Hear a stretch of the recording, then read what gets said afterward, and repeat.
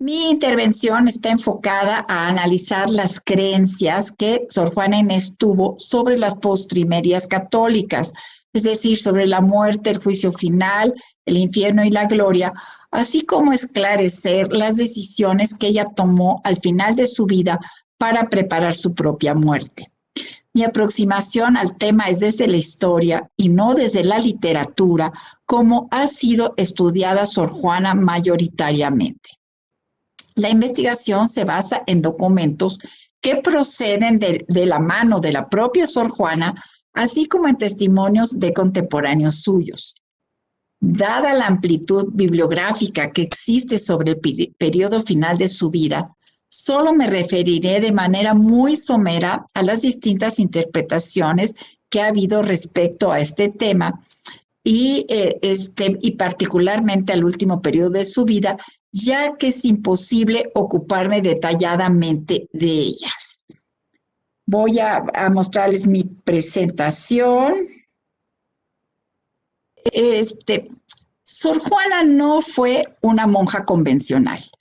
Desde el interior del convento estuvo volcada hacia el mundo, dedicó una parte importante de su tiempo a sus estudios y a su literatura, mantuvo contacto con muchas personas fuera del convento, con hombres, filósofos, científicos, teólogos de su tiempo, leyó obras de avanzada como a Descartes, a Gassendi, y fue vanguardista respecto a la posición de la mujer de la sociedad.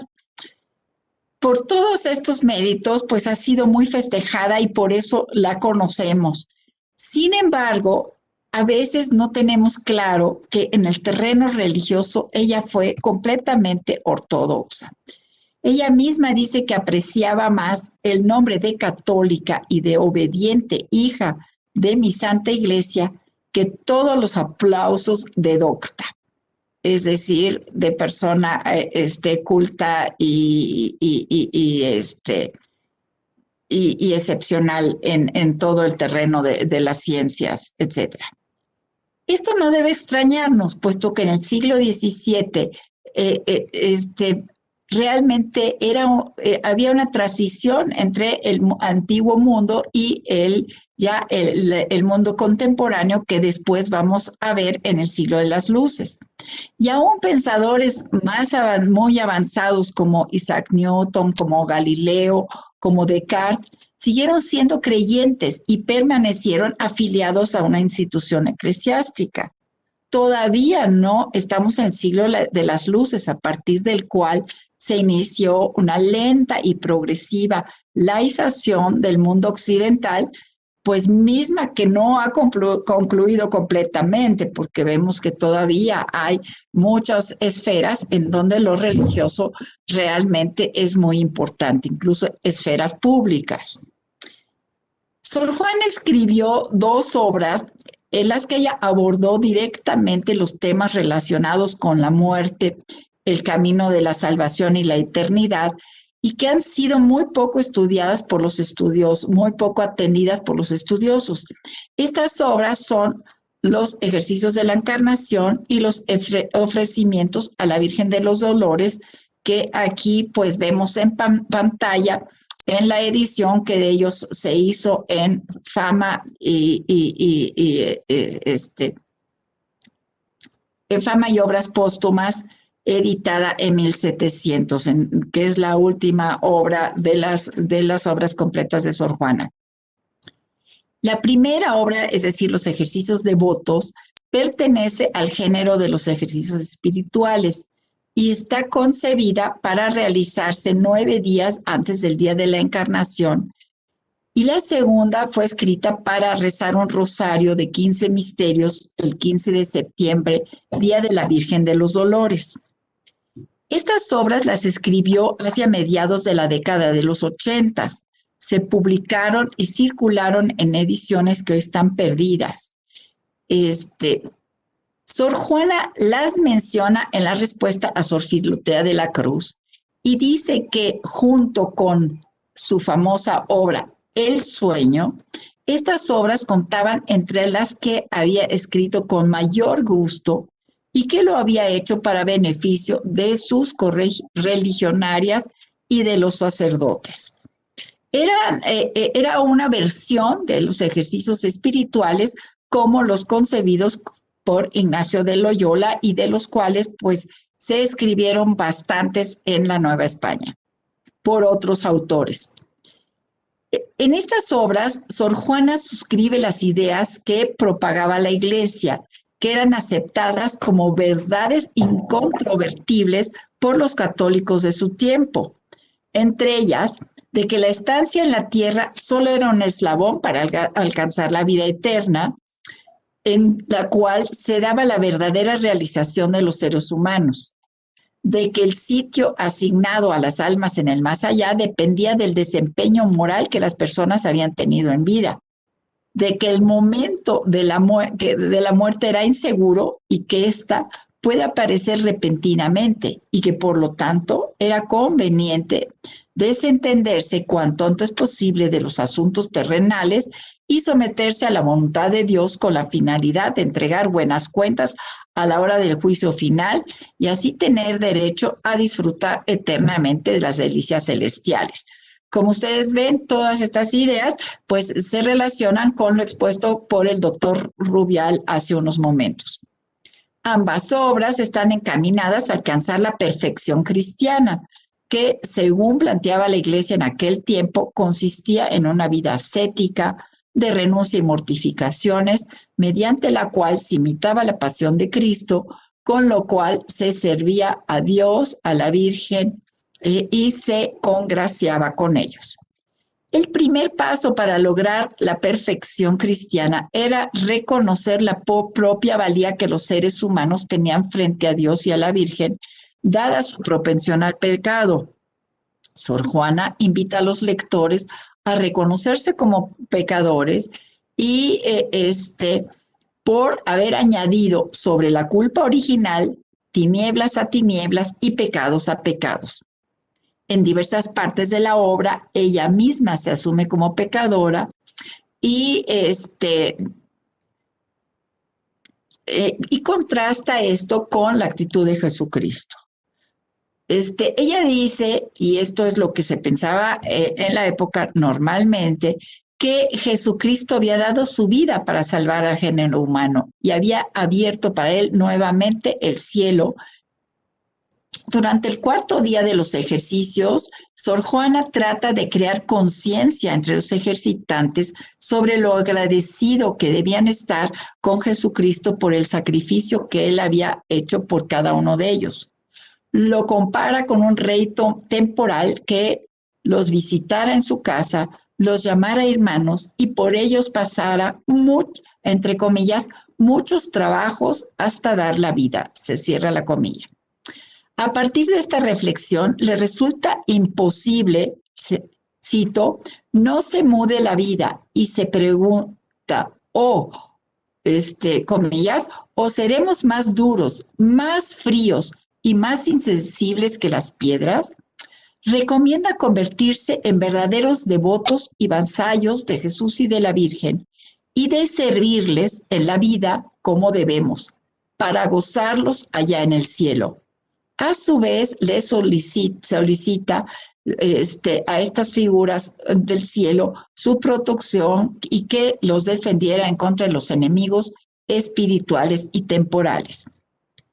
El vasallaje a Jesucristo y a la Virgen implicaba vivir para Dios, obedecerle en todo, aniquilar la propia voluntad y hacer sacrificios, renuncias y mortificaciones, mediante los cuales simbólicamente se imitaba la pasión de Jesucristo.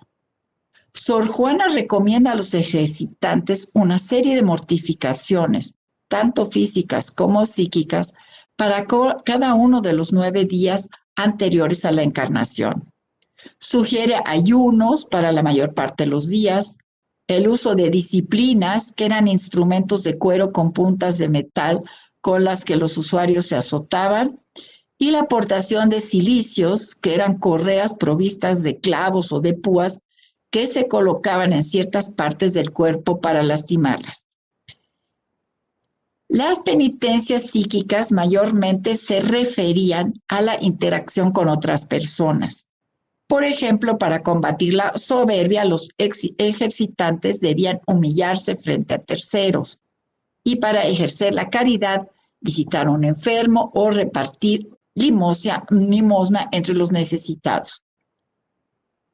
Con base en la idea de que Dios estaba más agradecido entre más mortificaciones se hacían por él y que, por lo tanto, con ello aumentaban las posibilidades de salvación para los penitentes, Sor Juana sugiere que aquellos que tuvieran, cito, más espíritu y fuerzas, añadieran a su voluntad lo que quisieran para mayor aprovechamiento suyo y honra del Señor.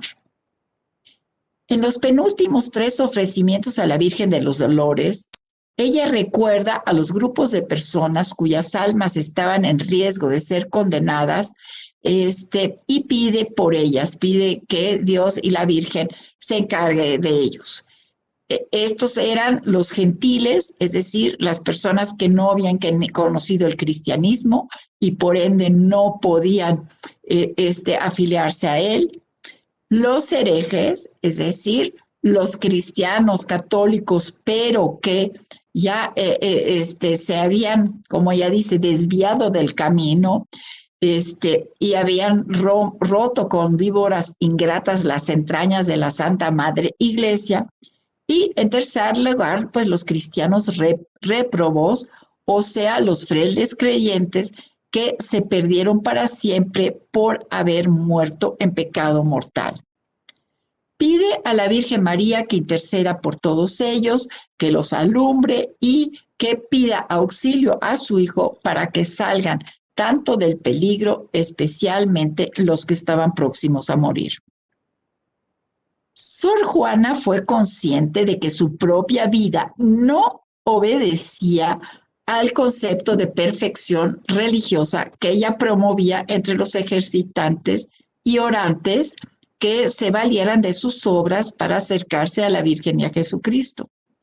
Por ejemplo, en la dedicatoria a la Virgen de los ejercicios de la Encarnación, le solicita que influya que las personas que realicen estas prácticas lo hagan, cito, con el espíritu que a mí me falta, cierro la cita, para obtener el mayor aprovechamiento para sus almas. En algunas ocasiones utiliza la primera persona del singular para dirigirse a la Virgen y por ende se incluye, así como el 7º día de los ejercicios de la Encarnación, que al describir las grandezas de la Virgen apunta: cuando esto pienso, no sé cómo tengo corazón para no gastar todos los instantes de mi vida en el servicio del Señor, que la crió, es decir, que crió a la Virgen, para su gloria y nuestro bien. Y prosigue: al menos yo, la más ingrata criatura que creó su omnipotencia, no hay día en que, cuando despierto, entre los más beneficios que le doy a Dios gracias, no las dé muy particular a su madre, quien lo crió. El propio día de la Encarnación, Sor Juana exhorta a los ejercitantes a, cito, no solo no pecar en ese día, sino proponerse muy de corazón no hacerlo toda la vida. Y como sabe cuán difícil era cumplir este propósito, los estimula a seguir adelante a pesar de tener recaídas. Al decir, cito, procuremos que al menos nos quede de estos ejercicios algún aprovechamiento para lo restante de la vida, siquiera el abstenerse siempre de algunos de los vicios y adquirir alguna virtud, y el más vivo afecto en este sagrado misterio de la Encarnación. Por lo cual se sirve el Señor darnos su gracia en esta vida y su gloria en la otra. Finalmente, solicita a quienes utilicen sus obras para hacer los ejercicios o para orar, que le retribuyan su esfuerzo, acordándose de ella en sus oraciones y rogando a Dios por su alma. En resumen, estas obras muestran que, a pesar de que Sor Juana tuvo un razonamiento preilustrado y una actitud moderna ante la vida, compartía plenamente las creencias vigentes en su época sobre la conveniencia de dedicar la vida terrenal para alcanzar la eterna y sobre el camino de renuncias y mortificaciones que los fieles debían seguir para lograr esta meta, lo que puede ilustrarnos sobre las decisiones que tomó al final de su vida, como él ha asentado acertadamente Georgina Sabat de Rivas. Parece que Sor Juana vivió un conflicto permanente entre atender sus inquietudes intelectuales o dedicar su vida a Dios.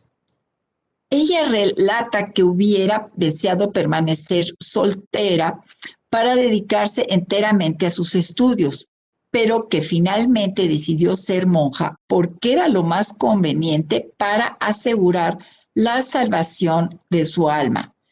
Recuerdo las palabras del doctor Rubial, que nos acaba de decir que la religión católica es una religión tanatofílica, y efectivamente la vida se creía que era un escalafón para la vida eterna, y lo importante era pues prepararse para tener una buena vida en el más allá. Nos dice Sor Juana: entréme religiosa porque aunque conocía que tenía el Estado cosas, de las accesorias hablo, no de las formales, muchas repugnantes a mi genio, con todo, para la total negación que tenía al matrimonio, era lo menos desproporcionado y lo más decente que podía elegir en materia de seguridad que deseaba de mi salvación, a cuyo primer respecto, como el fin más importante, se dieron y sujetaron la cerviz todas las impertinencillas de mi genio, que eran de querer vivir sola, etcétera. Ella entró al convento de San José de monjas carmelitas descalzas, que era uno de los conventos pues más estrictos, más sacrificados de toda la ciudad, y allí entró ella a los 15 años y ahí pudo haberse consagrado eternamente a Dios. Pero ella no aguantó tener que prescindir de sus estudios y su escritura, por lo que enfermó, y como todavía no había profesado, logró cambiarse al convento de San Jerónimo, que era mucho más laxo, más permisivo, y donde pues pudo desarrollarse, como sabemos. Ella nos explica lo que le sucedió. Dice: pensé yo que huía de mí misma, pero miserable de mí, trájeme conmigo misma, y con ello traje mi mayor enemigo en la inclinación, que no sé determinar si por premio o castigo me dio el cielo, pues de apagarse o embarazarse con tanto ejercicio que la religión tiene, reventaba como pólvora. Entró entonces en el convento de San Jerónimo y ahí cumplió con sus obligaciones de religiosa puntualmente y de una manera muy estricta, pero, como ya decía yo, no llevó una vida convencional, ya que vivió volcada al mundo y concentrada en sus estudios y su producción literaria, que ella sentía que había sido en detrimento del tiempo que ella debía haber dedicado a Dios, como se suponía era su obligación por ser esposa de Cristo y por deber haber estado muerta al mundo. Así esto se entendía. Para las monjas, cuando entraban a un convento, se les consideraba muertas al mundo, Y claro, el momento de profesar se convertían en esposas de Cristo y por ende, pues debían servirle y estar todo el tiempo, toda su vida enfocada a él y no a otras actividades. Ese conflicto quedó manifiesto en algunos de sus poemas, entre los cuales tal vez el más explícito es acusa a la hidropesía, mucha ciencia que teme inútil para saber y nociva para vivir. Dice, también es vicio el saber que si no se va atajando, cuando menos se conoce, es más nocivo el estrago. Y si el vuelo no le abaten, en sutilezas cebado, por cuidar lo curioso, olvida lo necesario. De manera más explícita, ella manifestó estas preocupaciones al obispo poblano Manuel Fernández de Santa Cruz en la respuesta a Sor Filotea, escrita en marzo de 1691. Este documento, que es fundamental para conocer la vida de Sor Juana, se ha leído muchas veces en cuanto a la defensa que ella hace, que la mujer escriba y su propia defensa de su derecho a escribir. Pero este documento también contiene otras reflexiones que tenemos que tener muy presente. Ella ahí le expone el dilema que tenía entre dedicarse enteramente a Dios, lo que considera su deber, o, entre comillas, seguir su inclinación a las letras, que le parecen, cito, vicio casi insuperable y una negra inclinación. Se lamenta de que las privaciones y el sufrimiento que gozosa había dedicado al estudio no los hubiera dedicado a Dios, que hubiera sido, cito, lo acertado, se cierra la cita, ya que con ella hubiera acumulado muchos merecimientos espirituales que hubieran contribuido a escalar el camino de la perfección. En 1692, Sor Juana cumplió 41 años. En términos de aquella época, era una mujer mayor y además tenía mala salud, por lo que debió haber estado preocupada de que su muerte estuviera cercana. Por lo tanto, decidió cambiar el rumbo de su existencia y dedicar lo que le restaba de vida a reconciliarse con Dios, obtener una buena muerte y lograr la salvación de su alma.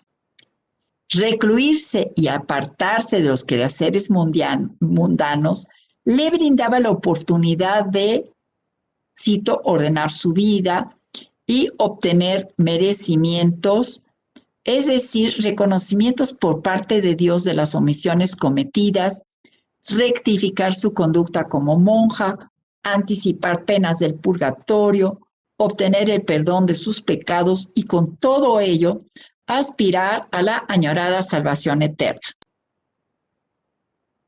En febrero de 1993, ella suspendió sus estudios y su actividad literaria, se apartó del mundo y se dedicó a vivir para Dios. La fecha coincidía con el 26º aniversario de su ingreso a San Jerónimo y el 25º de su profesión como monja jerónima. Para asegurar que no la vencieran sus debilidades y tener una guía certera para reconciliarse con Dios, ella se sometió a la mano dura de su antiguo confesor Antonio Núñez de Miranda. Lo primero que hizo fue confesarle todos los pecados que había cometido a lo largo de toda su vida. Según el biógrafo de Sor Juana, Diego Calleja, su confesión fue tan detallada que se prolongó durante 3 días.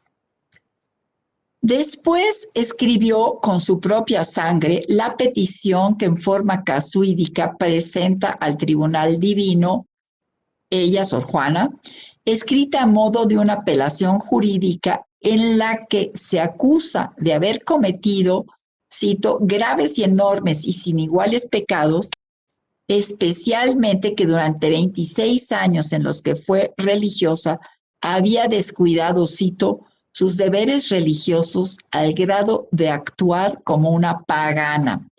Muy, muy severo esto, porque recuerden que los paganos, pues, merecían el infierno. Presupone que a causa de estos pecados el tribunal divino ya la había condenado al infierno, sentencia que le pareció incluso leve porque decía que ella merecía varios infiernos.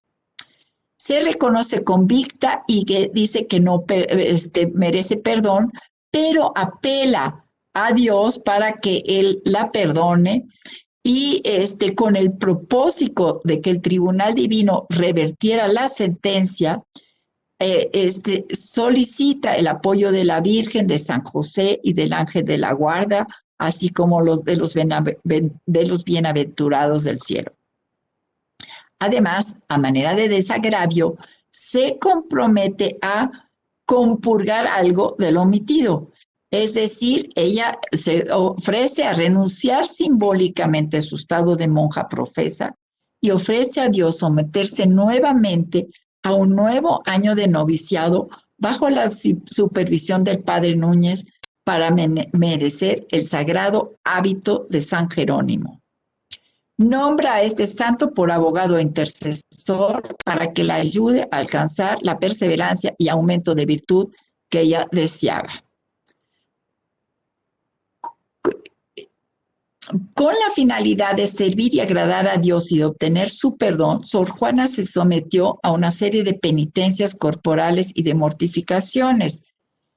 Y como el principal impedimento que tenía para dedicarse a Dios era su afición a las letras, pues resulta comprensible que ella decidió vender su biblioteca y destinar el dinero recabado a los pobres.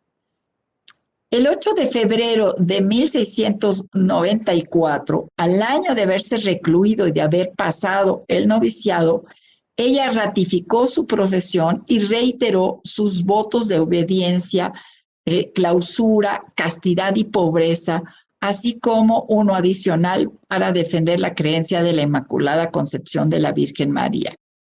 Acompañó esta ratificación con la siguiente inscripción: aquí arriba se ha de anotar el día de mi muerte, mes y año. Suplico por el amor de Dios y de su purísima madre a mis amadas hermanas, las religiosas, que me encomienden a Dios. Y a todos pido perdón por el amor de Dios y de su madre, yo, la peor del mundo, Sor Juana Inés de la Cruz. Llamarse la peor del mundo, hoy día nos parece denigrante y ofensivo, pero entonces era una manifestación de humildad frente a Dios, mediante la cual se combatía la soberbia. El 5 de marzo del mismo año, ella redactó con su sangre una protesta de fe, mediante la cual ratificó su creencia en Dios como creador y en la Santísima Virgen. Además, reiteró su compromiso, asimismo reiteró su compromiso de defender la idea de la Inmaculada Concepción, una creencia que todavía estaba en disputa dentro de la Iglesia y con la cual se había comprometido el convento de San Jerónimo. Estos documentos traslucen el gran deseo de Sor Juana de reconciliarse con Dios y de obtener el perdón, su perdón, y reflejan la esperanza que fincaba en el poder intermediador de la Virgen María para lograrlo. Mediante ellos trató de blindarse frente a la posibilidad de morir sin ser absuelta de sus pecados, lo que podía sucederle en un accidente o en una enfermedad. No sabemos cómo vivió ella estos últimos momentos de su vida. Con seguridad sufrió mucho, pero probablemente también tuvo gozos al experimentar un acercamiento con Dios. Su biógrafo Calleja dice, en esta ferviente intimidad con Dios, tan deseable para esperar la muerte, quien no la teme como fin de la vida, sino como principio de la eternidad, pasó la Madre Juana sus últimos 2 años. hay algunos poemas en donde ella pues expresa, sobre todo uno que se llama Amante Dulce del Alma, que escribió en los últimos años, en donde pues ella expresa este amor que ella sentía por Dios y también el hecho de sentirse amada por él. Ella murió el 17 de abril de 1695 a raíz de una epidemia que entró en el convento y que cobró la vida de varias de sus correligionarias. Las primeras referencias sobre su muerte se encuentran en la obra Fama y Obras Póstumas, editada, aparecida en 1700. La descripción más amplia y detallada sobre lo sucedido se debe a Calleja. Él expresa gran admiración por el hecho de que ella hubiera renunciado a su literatura, vendido su biblioteca y se hubiera vencido a sí misma en aras de conseguir una buena muerte. Afirma que con ello se había ganado el cielo. Esta postura es compartida por los demás autores que se refieren a este hecho en Fama y Obras Póstumas, entre ellos Marcial de Benetúzua, Antonio de Saulloa, Luis Muñoz Venegas y Guzmán, Juan de Bolea Alvarado, etcétera. Todos ellos comparten esta idea que ella fue gloriosa tanto en su vida como en su muerte y que con esto ella realmente se ganó el cielo. Aunque algunos de sus panegiristas lamentan que su decisión implicara que dejara producir la tan admirada literatura, todos entendieron que para ella fue algo prioritario porque todos compartían la idea de que el fin último de la existencia humana era lograr la salvación eterna. No hay ningún señalamiento en las fuentes de aquella época a partir del cual se pudiera deducir que las autoridades eclesiásticas forzaron u obligaron a Sor Juana a retirarse del mundo. La convicción de que la reclusión de Sor Juana fue un acto voluntario motivado por sus creencias religiosas se mantuvo de manera unánime entre las personas que se ocuparon de su vida y su obra durante los siglos XVIII y XIX y por algunos estudiosos del siglo XX. Vamos a dejar de compartir la pantalla.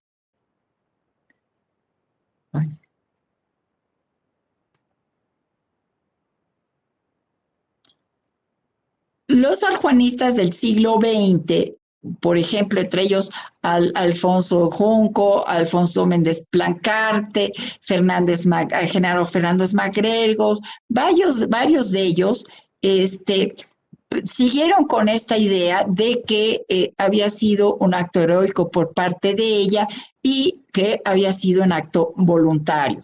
También algunos académicos, por ejemplo, Francisco de la Maza, a pesar de no simpatizar con Núñez, pues consideró que el proceder de él fue el correcto y que la razón estaba de su parte y no de la de Sor Juana. Lo mismo Dorothy Jones opina que Sor Juana dejó sus trabajos literarios por las circunstancias especiales de su propia vida y por las desgracias que sufrían sobre México, pero no por el hecho de que hubiera sido obligada a ello. Sin embargo, en el medio académico, algunos estudiosos empezaron a cuestionar el hecho de que ella hubiera renunciado voluntariamente a su literatura. Cabe de expresar que para entonces, pues la Iglesia había cambiado su discurso retórico sobre la perfección religiosa y la manera de alcanzar la salvación eterna, por lo que pues muchos de los académicos pues ya consideraban completamente denigrante este tipo de actos de autosacrificio. Uno de los primeros que sembró la semilla de la duda fue el político liberal Vicente Riva Palacio, quien en México a través de los siglos dice que no es creíble que ella dejara de escribir y vendiera sus libros por voluntad propia, sino que ella, y dice que aunque no, las fuentes no lo dicen, ella debió haber, y cito, debió haber sido obligada a ello.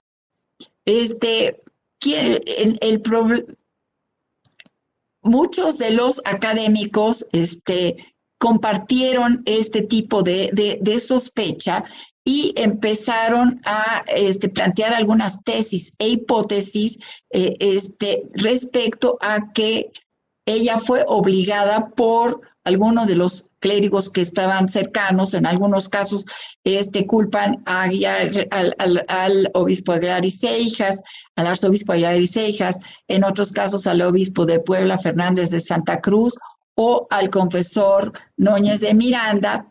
Y incluso hay algunas teorías de que se confabularon para difundir una versión falsa sobre lo ocurrido. El problema de estas tesis e hipótesis radica en que carecen de sustento documental, son contradictorias respecto a los documentos que prueban lo contrario, y los resultados a los que llegan los distintos estudiosos no son coincidentes entre sí. Así, por ejemplo, el destacado filólogo y literato sorjuanista Antonio Alatorre sostiene que Aguiar estaba en contra de Sor Juana por su misoginia, que la aborrecía y que la obligó a vender sus libros. También plantea que Castorena creó un mito de santidad de Sor Juana, cosa que que es un poco absurda porque nadie pensó que ella iba a ser santa. Y pues desconoce la importancia de estos testimonios a los cuales me he referido, diciendo que son cosas intragables para un lector moderno. Varias personas han secundado este tipo de opiniones. Por ejemplo, el filólogo José Pascual Bouchot afirma que había triunfado contra ella una temible, aunque imprecisa, conjura eclesiástica. El historiador Elías Trabulce sostiene que Sor Juana fue víctima de un proceso secreto llevado a cabo por el arzobispo, pero no presenta pues ningunas pruebas para ello. En fin, yo podría citarles muchísimos más ejemplos. Por ejemplo, está el de Octavio Paz, quien se basó principalmente en la obra de Darío Puccini, que sostiene que Fernández de Santa Cruz utilizó el manuscrito de la crisis de un sermón para perpetuar un ataque político en contra del arzobispo Francisco de Aguilar y Seijas, y mediante ello pues convirtió a Sor Juana en blanco de numerosas críticas. Podría yo dar muchísimos ejemplos más, pero ya el tiempo no me lo permite, y solo quiero terminar diciendo que en años recientes, con un afán revisionista, investigadores e investigadoras como Georgina Sabater Rivas, Beatriz Colombi, María Cecil Benassi Berling y Alejandro Soriano Vallés han vuelto a la tesis que el retiro de las actividades mundianas fue voluntario y no resultado de una coerción eclesiástica. Sus obras muestran un mayor apego a las fuentes y una mayor comprensión de las creencias y prácticas religiosas de la época en que vivió nuestra monja. Muchísimas gracias.